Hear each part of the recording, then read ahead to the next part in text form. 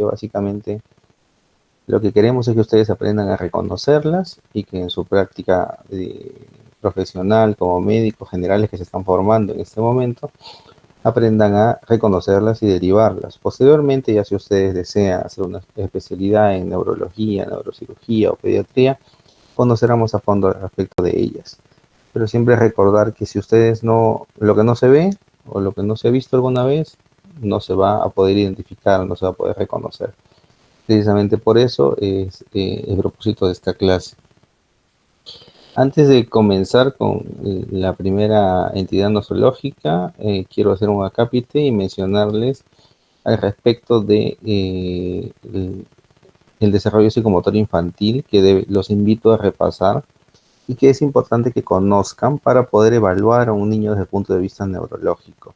No es lo mismo un niño de 6 meses que un niño de 3 años desde el punto de vista del examen neurológico. ¿Por qué? Porque eh, un niño al año, por ejemplo, tiene que caminar. A a los 2 años ya debería estar corriendo. Si viene una madre a la consulta pediátrica y te dice, preocupada, mi niño tiene 6 meses y no camina, tú lógicamente vas a decirle, señora, es que todavía no le corresponde caminar. Tu examen neurológico es normal, no camina.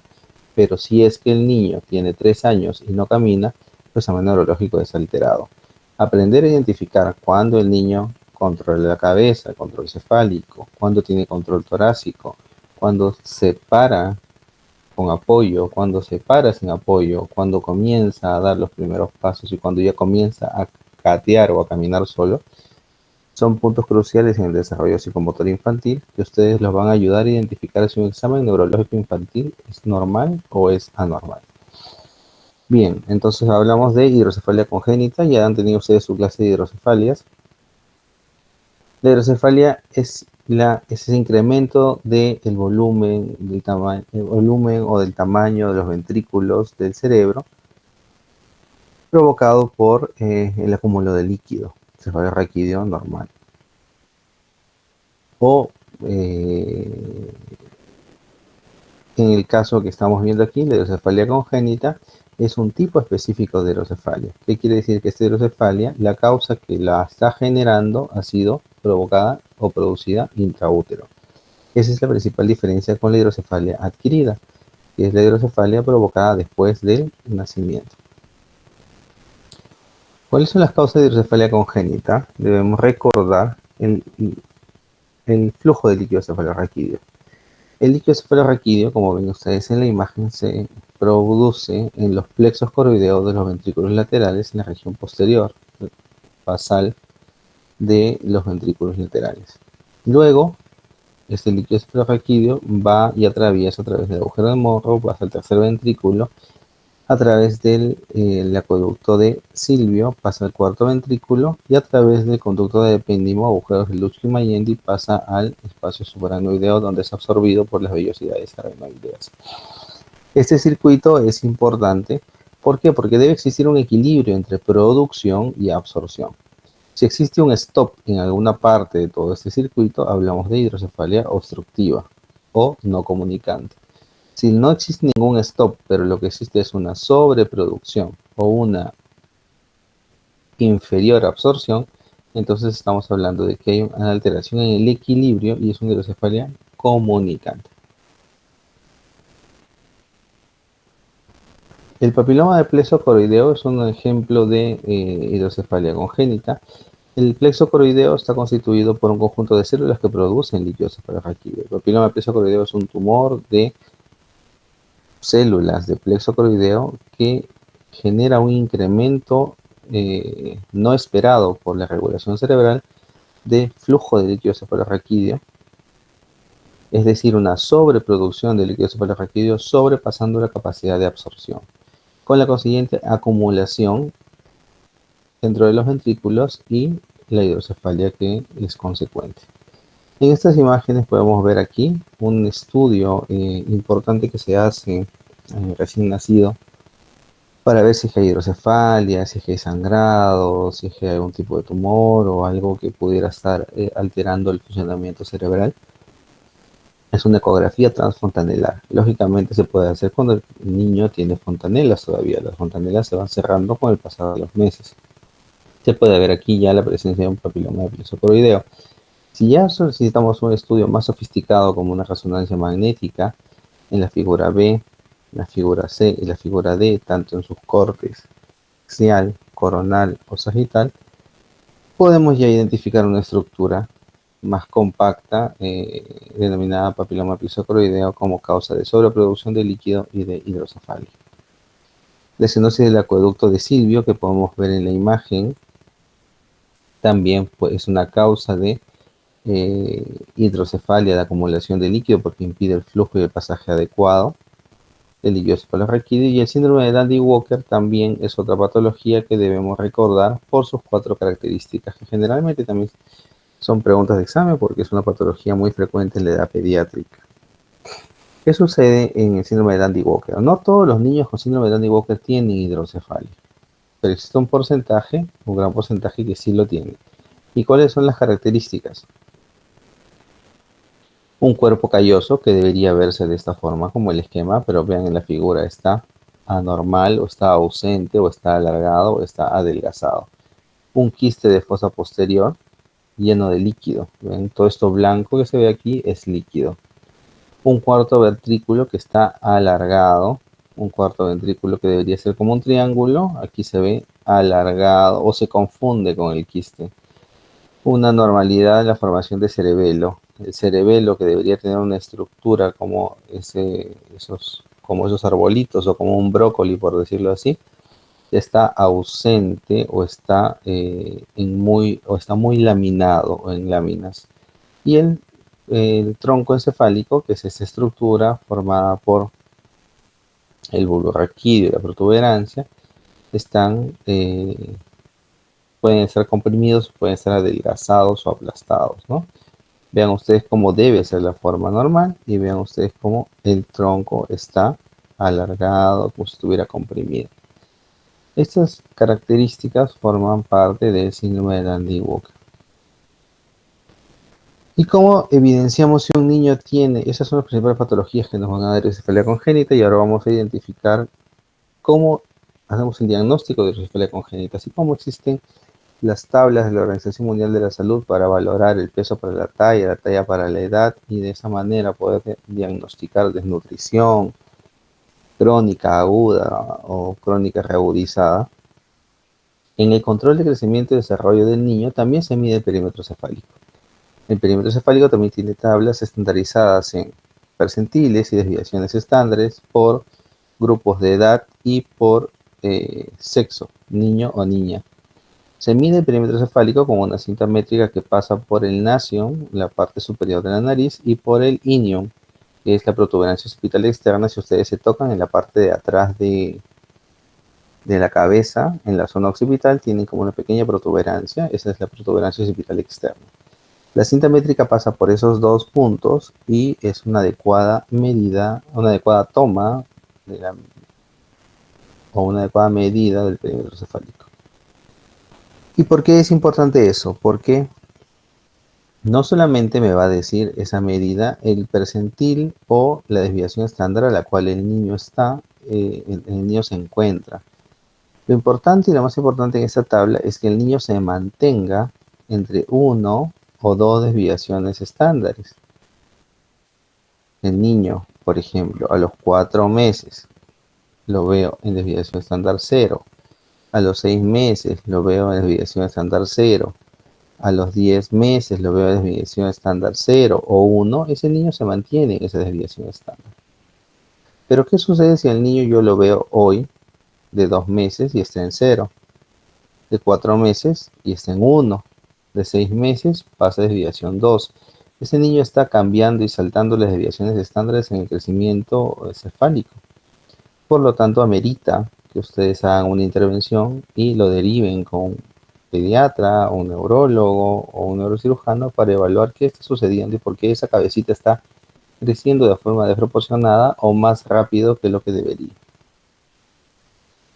Otra patología son los defectos del tubo neural, también denominados encefalomielodisrafias. Uno de los más característicos es la anencefalia. Como ustedes saben, son niños que pueden dividirse estas encefalomielodirapias como cefálicas y caudales. Dentro de las cefálicas tenemos la anencefalia, que son niños que no viven más de 72 horas y lamentablemente su pronóstico de vida no es bueno. Pueden, pueden inclusive, en la mayoría de casos, morir antes del nacimiento, pero si es que sobreviven, no sobreviven más de 72 horas. La hidranencefalia son niños en los cuales tienen líquido dentro de la cavidad craneal, reemplazando estructuras nerviosas, como por ejemplo las células neuronales o la corteza cerebral. Generalmente también se produce como secuelas de infecciones, traumatismos, pero si ustedes ven, no solamente hay una macrocefalia, sino que también hay un reemplazo del tejido cerebral por líquido. Existen conexiones neuronales y sobre todo conexiones en el tronco que permiten que el niño pueda mirar, tener una mirada fija o respirar o mantener las funciones superiores como deglución o succión. Sin embargo, mejor dicho, las funciones de deglución o succión, pero las funciones superiores como de pensamiento, concentración o obedecer órdenes, entendimiento, no están, no están preservadas porque eso está preservado, porque eso no está todo reemplazado por líquido. Todas esas estructuras nerviosas están reemplazadas por líquido.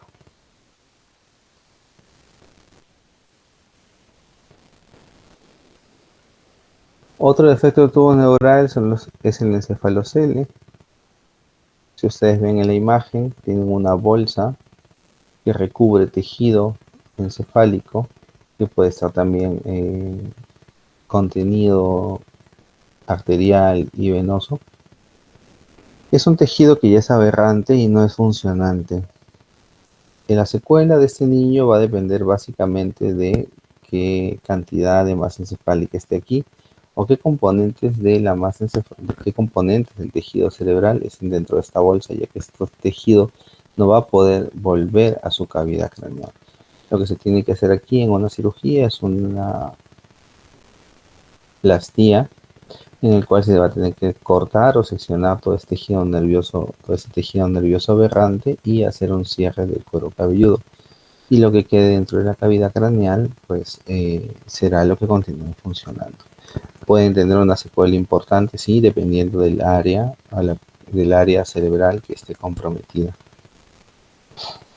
Y de los más característicos que también hay que tener en cuenta, porque esas son preguntas de exámenes siempre, son las espinas bífidas. La espina bífida, ya que es un defecto de cierre del tubo neural de tipo caudal, es una malformación congénita que consiste en el cierre incompleto del tubo neural al final del primer mes de la vida embrionaria, tras lo cual se produce un cierre incompleto de las últimas vértebras. ¿Cuál es la clasificación? Esta clasificación es muy sencilla, pero nos ayuda a entender la diferencia. La espina bífida oculta simplemente hay una alteración en lo que son los arcos posteriores de la columna vertebral. No hay una alteración en piel, no hay una alteración en meninge. En lo que es el meningocele, hay una alteración en los arcos posteriores de la columna vertebral, pero también hay una bolsa protruida de piel y de dura madre contenida por líquido. No hay tejido nervioso dentro de la misma.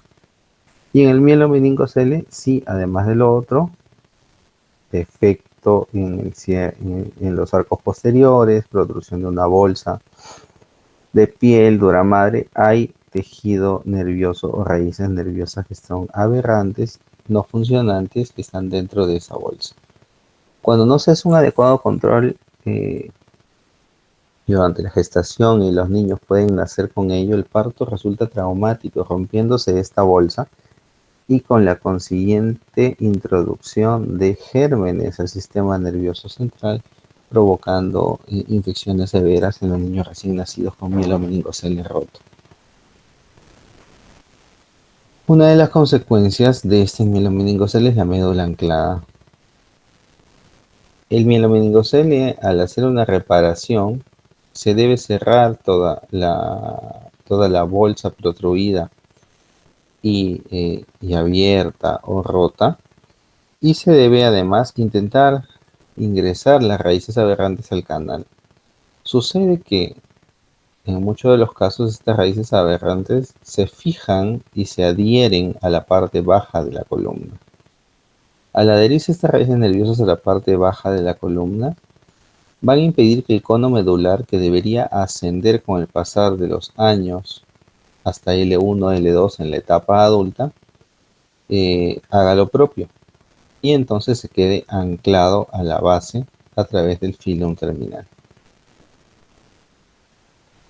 ¿Qué sucede? Que la médula, la columna del niño va a comenzar a crecer, pero la médula va a comenzar a estirarse y las fibras van a comenzar a estirarse, provocando déficits motores que van a impedir que el niño pueda recuperarse o hacer su rehabilitación y deteniendo o teniendo un stop en el desarrollo psicomotor.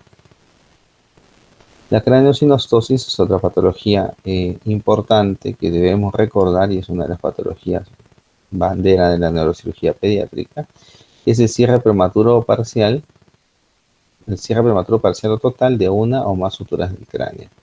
Recordar que cuando el niño recién nace tiene suturas separadas y tiene fontanelas. Las suturas son las uniones de dos huesos que están separadas y las fontanelas son las uniones de tres o más huesos, como son la fontanela lambdoidea y la fontanela anterior,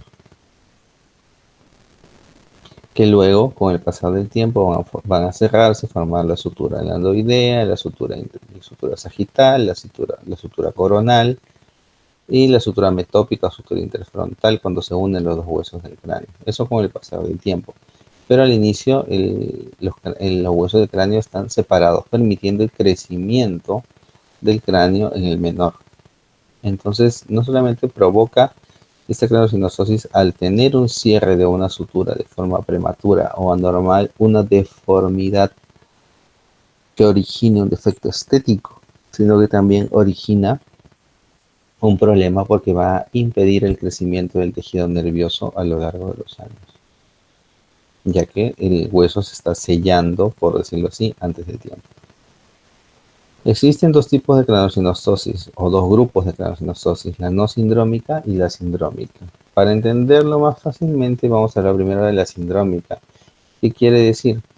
Que dentro de, por ejemplo, el síndrome de Cruzón tiene hipertelorismo, que son ojos separados, una frente amplia, una macroglosia, ojos en esoftalmos, y dentro de todas sus características también tiene craneosinostosis. Esa es la craneosinostosis sindrómica, la que forma parte de una entidad genética o una patología genética. Constituye el 15% de todos los casos de craneosinostosis, dentro de los más frecuentes es el síndrome de Cruzón. Y la no sindrómica, que es la que se presenta en niños absolutamente normales, sin ninguna alteración genética, que solamente tienen craneosinostosis. Eso se presenta en el 85% de los casos. La sutura afectada por el cierre prematuro es la que da el nombre, o la que se relaciona con el nombre de la craneosinostosis. Si la sutura afectada es la sutura sagital, entonces denominamos escafocefalia. Si es una de las suturas coronales o la mitad de la sutura coronal, plagiocefalia anterior. Si es las dos o es bicoronal, braquicefalia. Y si es la sutura metópica o sutura interfrontal, se llama trigonocefalia. Ya que lo que sucede con la craneosinostosis es el cierre prematuro de las suturas, la cirugía lo que debe constituir es formar nuevas suturas o hacer una cirugía de reconstrucción para permitir que el cerebro del niño comience a crecer, a formar ese cráneo comienza a crecer de una forma armónica, simétrica y en relación a la edad.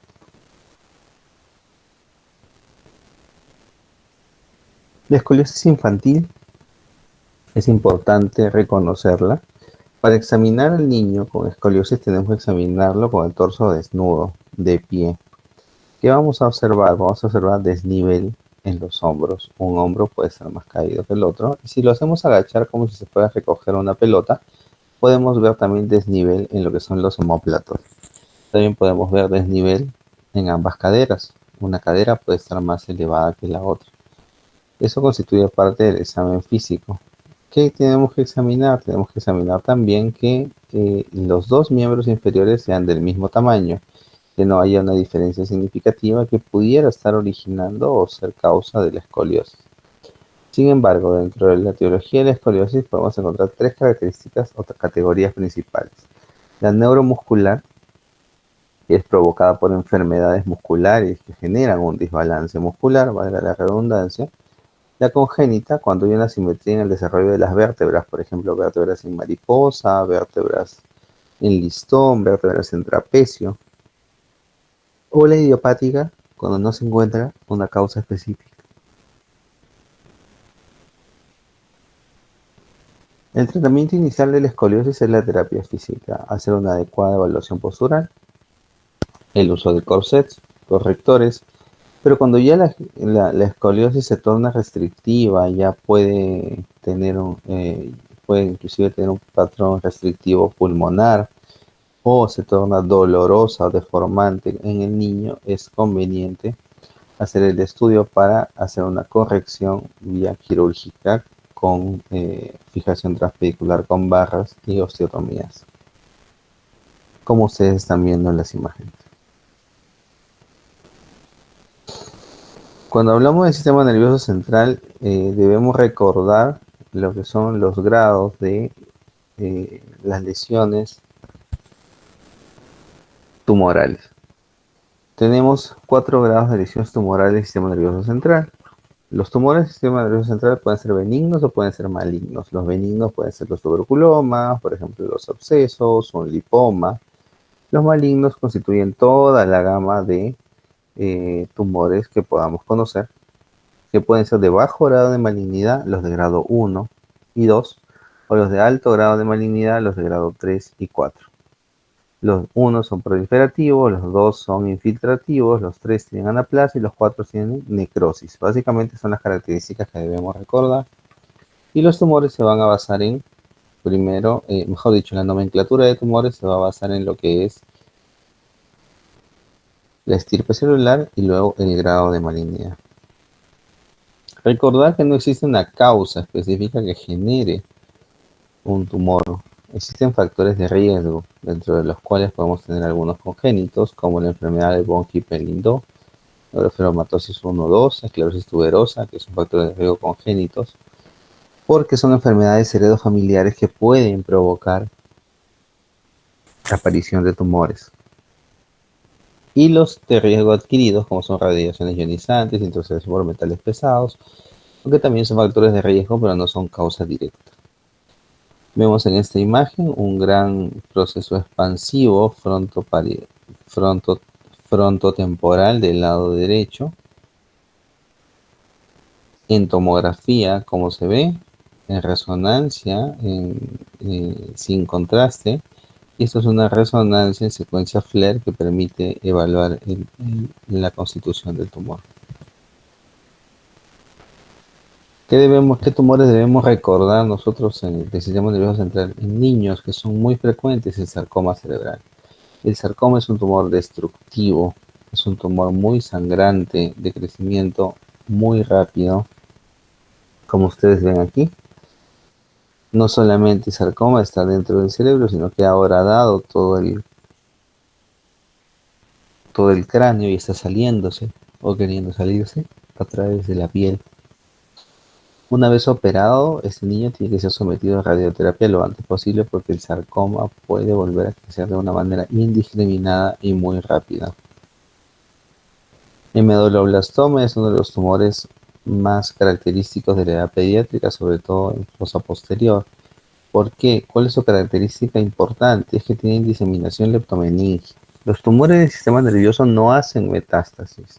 No es como un tumor de pulmón que se va al cerebro o un tumor de riñón o de hígado que se va al pulmón, o sea, o un tumor de próstata que se va a los huesos. No, los tumores del sistema nervioso central no hacen metástasis, pero existen algunos que tienen una característica especial, que es la diseminación leptomeningia. ¿Qué quiere decir? Que dentro del mismo sistema nervioso, dentro del mismo cráneo o del canal espinal, puede haber diseminación de tumor. El medulloblastoma es un tumor que se presenta en niños, en fosa posterior principalmente, y tiene 4 factores de mal pronóstico, que también generalmente son preguntas de examen. Presentación en niños menores de 3 años. Si la presentación en este grupo de edad, el mal pronóstico tiene un factor de mal pronóstico, o sea, no es bueno. Infiltración del tronco encefálico. Si el tumor infiltra el tronco encefálico, al hacer la citorreducción durante la cirugía, es decir, al hacer la exéresis tumoral, probablemente queden muchas células pegadas al tronco, lo que va a originar una recidiva. Por eso es un factor de mal pronóstico. No se puede sacar las células, ni escarbar, ni dañar mucho el tronco encefálico, porque el niño va a quedar más secuelado de lo que pudo haber entrado a la cirugía. Diseminación fuera de la fosa posterior, que es la diseminación leptomeningia, y la resección subtotal. Si hay mucha infiltración, ya sea de cerebelo o sea del tronco, una resección subtotal va a ser lo indicado, pero sin embargo, por querer preservar los tejidos adyacentes, lo que se perjudica es que vaya a haber una recidiva tumoral. En esta imagen se puede apreciar cómo está diseminado todo el tumor del medulloblastoma en el canal raquídeo, como una característica específica de diseminación leptomeningia del medulloblastoma en columna dorsal. Otro tipo de tumores son los craniofaringiomas o los tumores de línea media. No son los tumores de línea media, son los tumores de hipófisis y los craniofaringiomas, que son los de la parte posterior de la hipófisis. Sin embargo, los tumores de hipófisis no son frecuentes en niños. Los más frecuentes en niños son los craniofaringiomas. ¿Qué va a originar o qué va a suceder? Son tumores que crecen lentamente, son de consistencia líquida generalmente, y lo que van a hacer es comprimir estructuras adyacentes hacia arriba, el quiasma óptico y los nervios ópticos, pudiendo ocasionar amaurosis, ceguera. Al obstruir el tercer ventrículo, pueden provocar hidrocefalia. Y lógicamente, al estar adyacentes o estar comprimiendo o dañando la glándula pituitaria, van a provocar trastornos hormonales. Cuando los niños son portadores de válvulas o derivaciones ventrículos peritoneales por hidrocefalia, estas válvulas contienen dentro de su estructura materiales sintéticos que pueden ser susceptibles de colonización por gérmenes, y esta colonización se puede convertir en infección. Las ventriculitis son infecciones del sistema nervioso o intraventriculares o del epéndimo, que están muy relacionadas con los catéteres que van dentro del cerebro, como las derivaciones ventrículo-peritoneales. Una vez se detecta que el líquido cefalorraquídeo o una infección del sistema nervioso central está desarrollándose en un paciente con una derivación ventrículo-peritoneal o con un catéter, se tiene que retirar este catéter, ya que es una fuente de gérmenes que va a imposibilitar la recuperación de la infección. Luego de retirar ese catéter, las ventriculitis se tienen que tratar con antibióticos, pero pueden generar microabscesos que van a demorar en curar de 45 a 60 días de antibiótico hasta que se pueda resolver. Pero sin embargo pueden ocasionar otro problema, que es la compartimentalización. Una vez la ventriculitis y los microabscesos o abscesos han sido curados, la configuración cerebral generalmente no queda de la misma forma. De lo que deberíamos tener todos ventrículos grandes, únicos, unidos, a través de, mejor dicho, que se conecten al tercer ventrículo a través de los agujeros de Monro. Tenemos varios compartimentos nuevos que puede cada uno comenzar a llenarse de líquido y generar problemas dentro del cerebro del niño de una forma aislada. El absceso cerebral,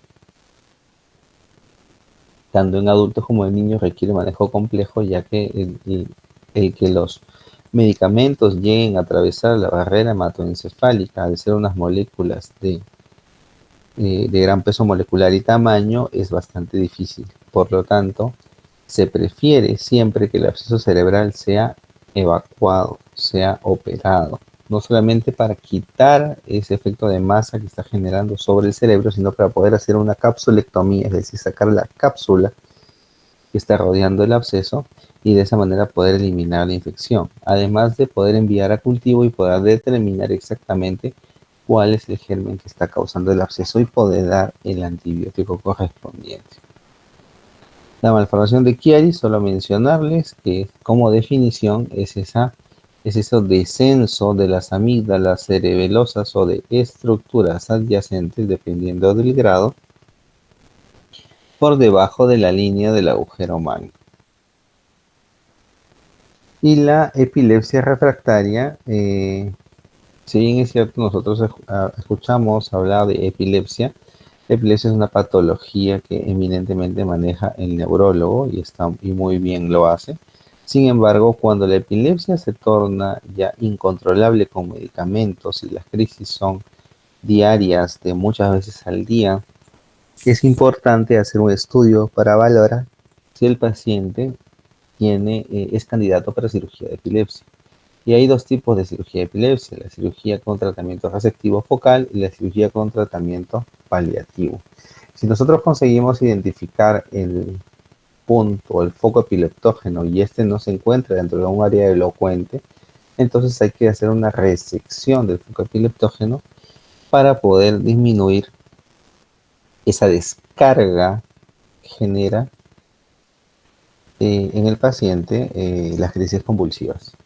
Pero si por el contrario los focos epileptógenos son múltiples o está este foco epileptógeno dentro de un área elocuente que yo no puedo resecar porque le dejaría una secuela importante al paciente, entonces debemos ir a el tratamiento paliativo, que es el estimulado del nervio vago, por ejemplo, como vemos aquí en la imagen, que es como un marcapaso y un cable conectado al nervio vago a la altura del cuello para emitir señales hacia el tronco y disminuir la frecuencia de las convulsiones. Solo para mencionar las malformaciones vasculares cerebrales, que ya deben haber tenido su clase también, en niños las malformaciones de venas profundas, como son la vena de Galeno, el seno recto o las malformaciones de fosa posterior, son muy frecuentes y son las más frecuentes en los adultos. Una malformación arteriovenosa tiene tres componentes. Tiene una arteria aferente y un componente, como en este caso. En este caso es normal, ¿no? Es una arteria, componente capilar y una vena. Pero en este caso es una malformación. Tiene una arteria, tiene un nido vascular y tiene una vena de drenaje. ¿Cuál es el estudio gold estándar para las malformaciones vasculares cerebrales? La panangiografía cerebral, que es la que ustedes ven aquí, que es un estudio por sustracción digital en donde solamente se ve la representación de los vasos con contraste. Los estudios tomográficos simples son para detectar si es que hay sangrado o no, y el estudio tomográfico con angiografía da también resultados de muy buena calidad. Sin embargo, tenemos los inconvenientes de que hay estructuras óseas o estructuras adyacentes a los vasos principales que no nos permiten evaluar tanto, y por eso el gol estándar es la panangiografía por sustracción digital, que es la imagen del centro. Y ya para terminar, el traumatismo craneal infantil, ustedes van a tener su seminario de TEC. Solamente mencionar que en niños menores de 2 años el cráneo es muy delgado. Los mecanismos de impacto que pueden tener estos niños pueden ser severos.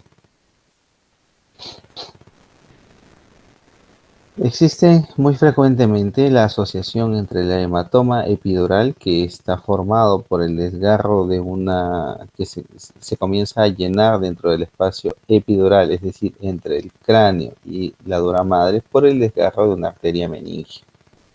Esta arteria meningia se desgarra producto de una fractura. Entonces, es muy frecuente que los niños menores de 2 años puedan tener fracturas. ¿Cómo hacemos el diagnóstico? Lo hacemos con una radiografía simple. Si es que el niño no tiene signos de alarma, pues se le puede monitorizar, pero siempre que ustedes identifiquen una fractura craneal deben realizar una tomografía, porque lo que se puede estar formando es un hematoma epidural. Este hematoma epidural sí va a provocar signos de hipertensión endocraniana y puede inclusive descompensar o matar al niño dependiendo del tamaño del hematoma. Cuando ustedes evalúen en consulta en un traumatismo craneal infantil, tienen que evaluar principalmente el mecanismo de lesión. De dónde se cayó, cómo se golpeó, a qué hora fue. Y no es lo mismo pues una caída de un tercer piso que una caída por las escaleras rodando o un golpe con su hermanito cabeza con cabeza.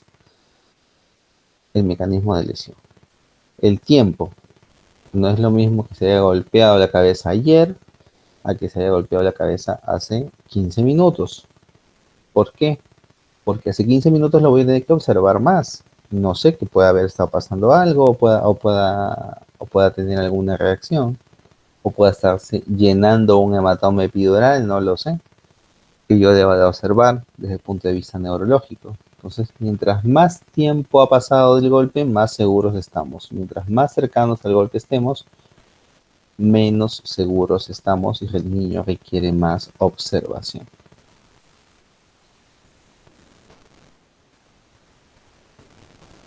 Bien, eso sería todo. ¿Tienen alguna pregunta?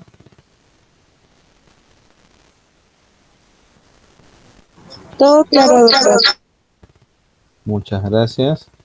Entonces, que tengan buenas noches. Eso ha sido todo. Gracias por su atención. Gracias, doctor.